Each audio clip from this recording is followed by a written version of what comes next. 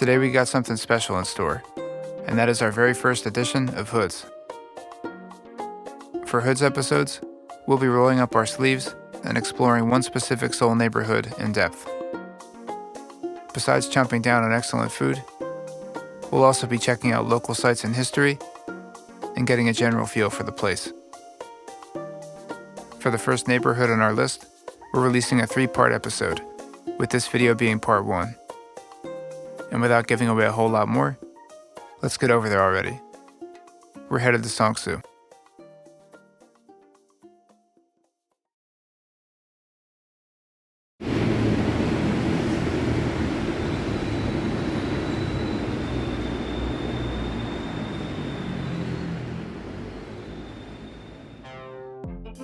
성수는 이야깃거리가 풍부한 동네입니다.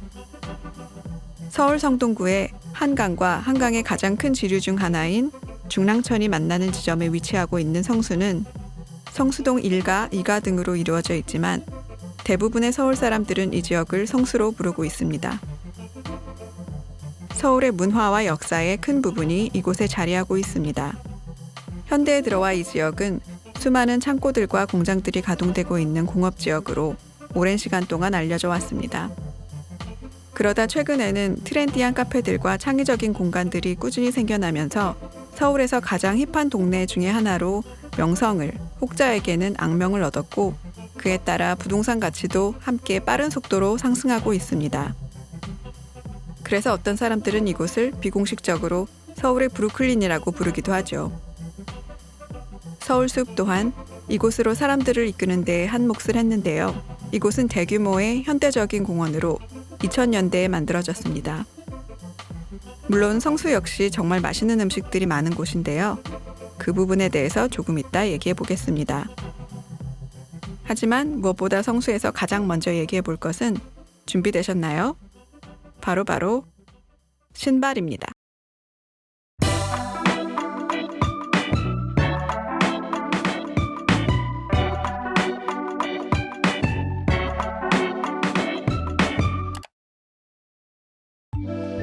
We're kicking things off over at Seongsu Handmade Shoe Street. While technically a section of one road, this area is really a cluster of streets, and they lay claim to hundreds of businesses related to shoemaking and materials. Believe it or not, this little hub accounts for the majority of domestic handmade shoe production in all of South Korea, and at its peak, it accounted for over 80%. Whoa, mama, that's a lot of shoes. In the 1960s, factories of all kinds began cropping up in Seongsu, pumping out everything from auto parts to raw materials and leather goods. Over the coming years, shoemaking businesses would especially grow in numbers, often moving here from neighborhoods like Myeongdong and Seoul Station, in search of cheaper rent and more space.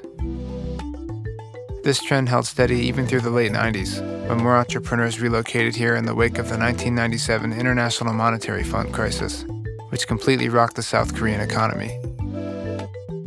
More recently, a slow decline in the number of shoemakers has set in, due to growing globalized competition and a steep incline in Seongsu's cost of living, which has increased more quickly than in many other city neighborhoods. And this is despite all of Seoul becoming much more expensive in the 21st century. Still, the footwear presence remains strong here, and the Seoul government has made efforts to help promote that. Seongsu is still known as the place to go to for high-quality shoes that can be purchased directly from small vendors and manufacturers. Many shoppers and tourists have it on their map as a place to come and marvel at the art of old-school handmade craftwork. But it's time to ditch the footwear. I'm ready to crush some mushroom soup.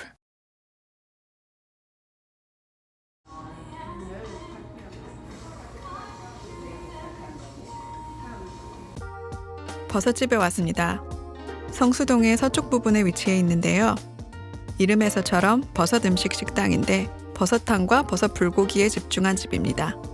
기대되네요. 자, 들어가 보죠. 간결한 반찬들이에요. 짭짤 상큼한 간장 소스와 연두부, 오이 피클과 막김치. 저희는 맑은 버섯탕을 시켰는데요. 깨끗하지만 깊은 소뼈 국물에 표고, 모기, 새송이, 팽이버섯이 듬뿍, 당면, 쪽파, 잘게 찢어진 부드러운 소고기가 들어가고 아주 뜨끈뜨끈하게 서빙이 돼서 나왔습니다. 그 다음으로 들깨버섯탕. 맑은 버섯탕과 같은 재료에 참깨보다 훨씬 향이 풍부한 들깨가루가 듬뿍 들어가 아주 고소했어요. 맑은 국물은 아주 편안하고 속을 따뜻하게 해주는 맛이었고 간도 적절해서 각 재료의 맛을 충분히 느낄 수 있었어요. 버섯은 적당히 잘 익혀져서 부드럽지만 여전히 쫄깃했고 묵직하고 진한 모기버섯과 표고버섯의 맛이 아주 잘 우러나왔어요. 소고기도 맛있었고요. 그리고 들깨버섯탕은 우와, 맑은 버섯탕과는 또 다른 매력이 있었는데요. 저는 이게 더 맛있었다고 하더라고요. 들깨가 주는 크리미한 질감에 아주 고소하고 감칠맛이 있었는데요. 정말 맛있었고 계속 먹고 싶어지게 하는 맛이었어요. 반찬은 차가우면서 부드럽고 상큼하면서 아삭해서 버섯탕의 밸런스를 잘 맞춰줘서 정말 좋았어요. 김치도 참 맛있었고요. 마성의 소스를 곁들인 연두부 역시 좋았어요. 들깨탕 국물 좀 더 먹고 버섯이랑 당면 그리고 김치 조금 김치 국물 조금 국물에 부어서 섞어주고 또 몇 숟갈 더. 이게 바로 사랑에 빠지는 느낌 아닌가요? 잘 먹었습니다.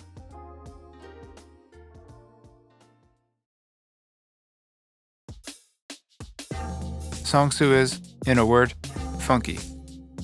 It has a bit of a dual personality, and on one hand, it can come off as very concrete, gritty, and garagey. You can find plenty of spaces that are still used for storage, manufacturing and production, design, and repair. And then spaces that are empty, only partly used, or looking like they've seen more active days. On the other hand, this place has had lots of time to marinate in its own hipness. It's artsy, with lots of galleries, creative spaces, and murals splashed onto its buildings.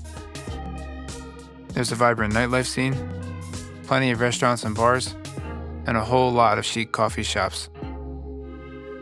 Over the last decade, it's become a magnet for influencers, freelancers, and fashionistas.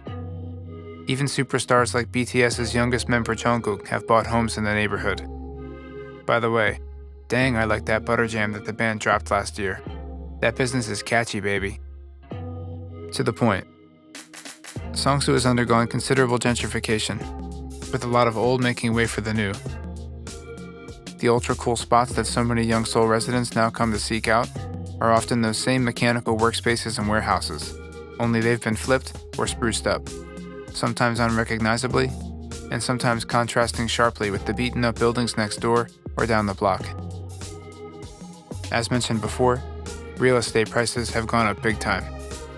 The shift in pricing has gotten so great that in April of 2021, the Seoul government designated Songsu as a land transaction permit zone, along with 3 other city neighborhoods.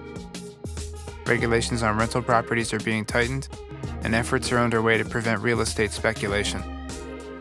But putting aside the cost of living, we've also been informed from friends in the know that there's a little too much Instagramming, trend-making, and uber-cool cafe hype going on in Songsu, something that longtime residents occasionally roll their eyes at. That being said, if cafe hopping is your thing, there are admittedly some spots that might be worth checking out. One of the most well-known is Daerim Chanko Gallery Column, or Daerim Chanko for short. Built in the 1960s, this big building was among the most prominent industrial spaces in the neighborhood back in the day. Over the years, it housed or served as a rice mill, a multi-purpose work and storage space, a shoemaking facility, and a concert venue. Now, in its current form, it's a massive cafe and cultural space. With a large wide-open interior and lots of natural light, this place has a special feel, and it's a popular destination for the cool crowd. It's also home to a rotating array of exhibitions: painting, sculpture, and mixed media, often coming from local artists. For your thirst and hunger, there's plenty of coffee and tea options, draft beers, wood-fired pizzas, and a lot of other standard cafe fare. The prices aren't the cheapest, but the atmosphere and the access to unique creative works take the experience up a level. If you have some time to browse, it can be worth a trip.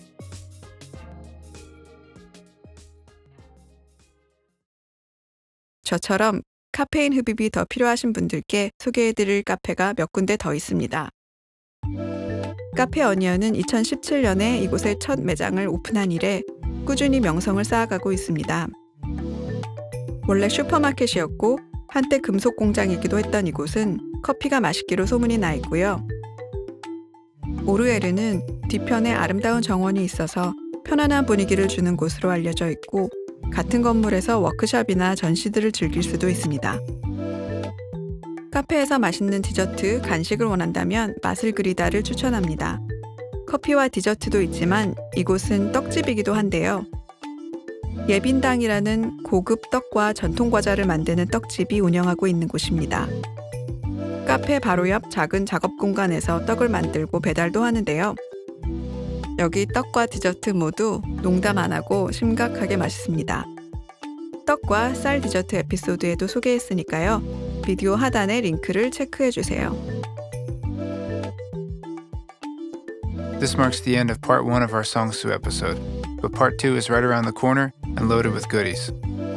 We want to mention, big hugs to those of you sharing our videos or spreading the word about this channel. To keep up on our latest, you can hit the subscribe button below the video and also tap the notification bell. Stay well and see you all next time.